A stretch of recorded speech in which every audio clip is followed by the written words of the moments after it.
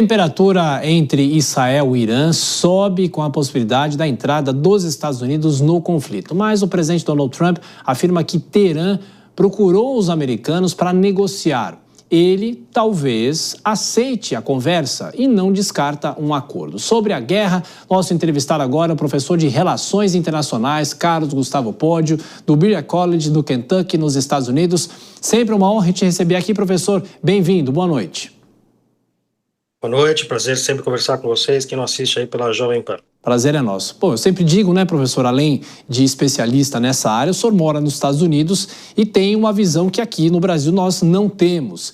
E a grande questão é a seguinte, hoje inclusive um repórter perguntou para o presidente Donald Trump se ele já decidiu se vai ou não vai entrar na guerra. Ele virou para a pessoa e falou, olha, não posso revelar isso para vocês, isso é um segredo de Estado.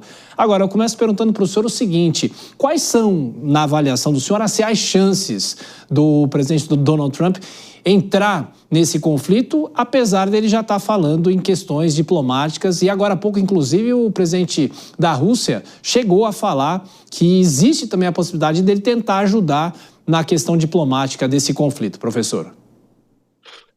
Olha, Tiago, é importante a gente entender que caso o Trump decida entrar nesse conflito, nós vamos estar testemunhando uma mudança bastante profunda na perspectiva estratégica do Donald Trump, né? Isto vai contrário ao que a gente conhece do Trump desde o primeiro mandato e desses primeiros meses do segundo mandato. Donald Trump, do primeiro mandato, foi presidente por 4 anos, teve uma postura muito cautelosa sobre o uso de forças armadas dos Estados Unidos. Para ficar em apenas um exemplo, quando os Estados Unidos atacam em 2020, né, e matam o general iraniano Soleimani no Iraque, o Irã responde com armas direcionadas a bases americanas no Iraque, e o Donald Trump escolhe não escalar o conflito, ou seja, eles fazem este assassinato bem focado nesta figura individual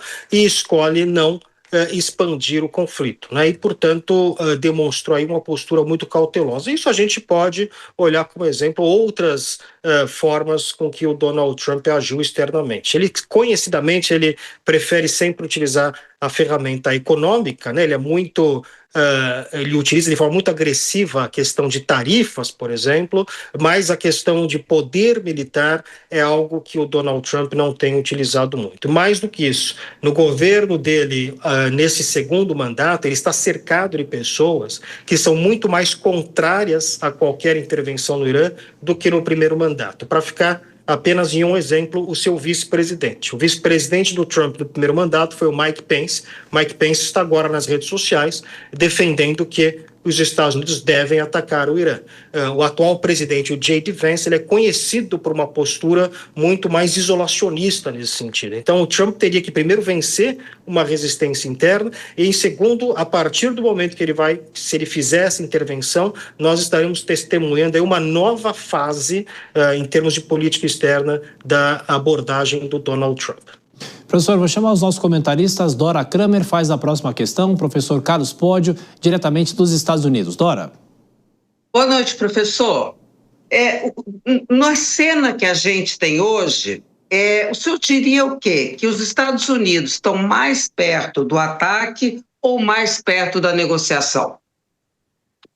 Boa noite, Dora. A gente tem aí, claro, duas hipóteses. Primeiro, o que nós estamos observando? Estamos observando, de fato, uma movimentação militar dos Estados Unidos que indicaria um ataque, né? Você tem essa movimentação de bombardeios, porta-aviões, que claramente indicariam os Estados Unidos se preparando para o ataque. Então, dado este fato concreto, e esta hesitação do Donald Trump que eu mencionei há pouco, nós temos duas possibilidades. Uma é que, de fato, estão se preparando para atacar, e a outra é que o Donald Trump está se utilizando de uma estratégia que a gente pode classificar como diplomacia coercitiva, né? Ou seja, fazendo uma pressão máxima no Irã, se aproveitando desse momento de fraqueza do Irã para tentar extrair o máximo possível numa negociação, né?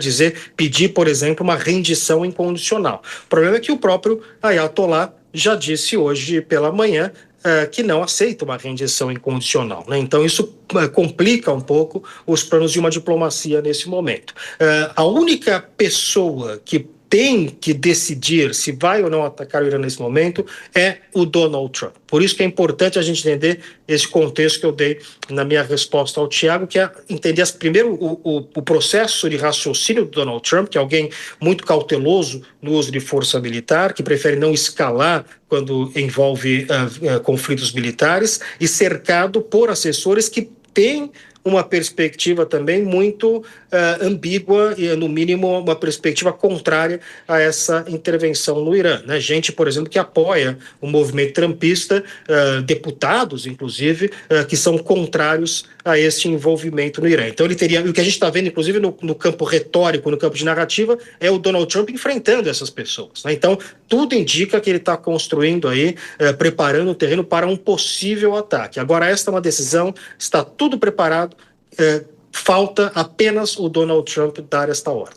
Professor, questão agora de Cristiano Vilela.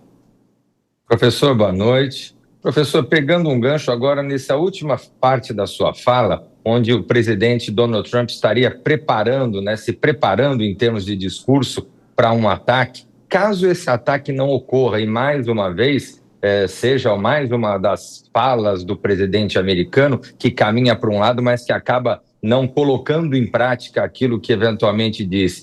Isso pode, de alguma forma, ser mais um elemento para um certo enfraquecimento do poderio do presidente Donald Trump enquanto líder mundial, enquanto figura de destaque na geopolítica mundial?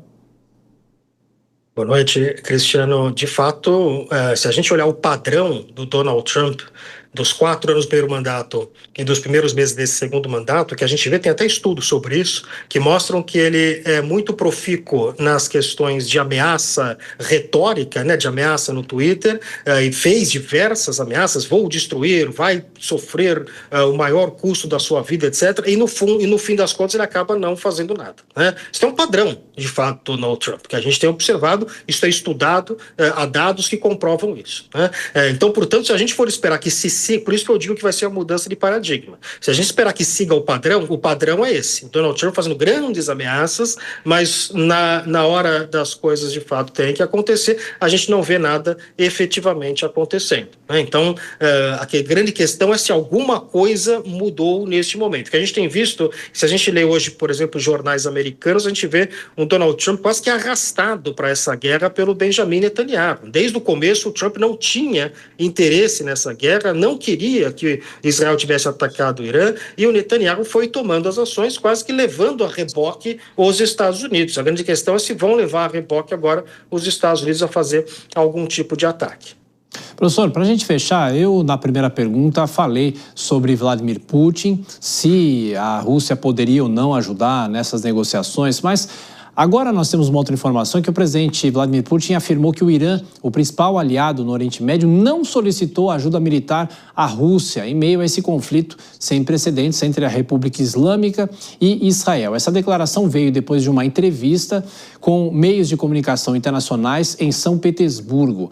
Agora, professor, qual é a chance, o interesse da Rússia em entrar nessa discussão também? Então vamos lembrar aqui 2 coisas. Uma, que o Irã, do ponto de vista do seu comando militar, está completamente desarticulado, né? Israel praticamente eliminou todo o comando militar iraniano, o que torna difícil, inclusive, qualquer tipo de negociação com outros aliados. No caso da Rússia, o principal aliado russo na região, que era o governo de Assad na Síria, não existe mais. Esse governo derrubou. Então, a Rússia, e além de tudo, a Rússia, vamos lembrar, está comprometida com a sua própria guerra na Ucrânia, né?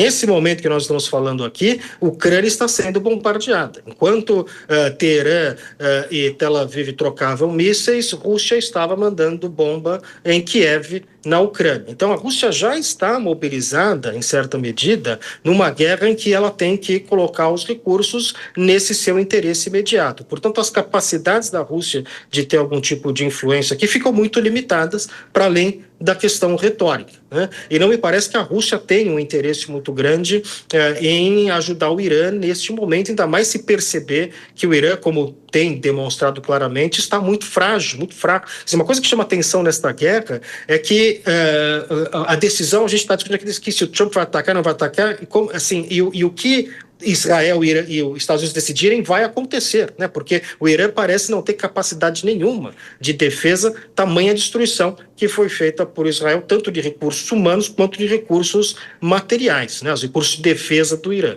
Então, é um Estado que está muito fragilizado hoje e os seus principais aliados internacionais, lembrando que o Irã não tem grandes aliados internacionais, é um país muito isolado do ponto de vista diplomático, a Rússia seria esse aliado, está ela própria envolvida no seu próprio conflito militar. Professor Carlos Pódio, de Relações Internacionais, do Berea College, em Kentucky, nos Estados Unidos. Mais uma vez, obrigado pelas análises aqui à Jovem Pan. Voltaremos a nos falar. Abraço, professor. Obrigado, boa noite.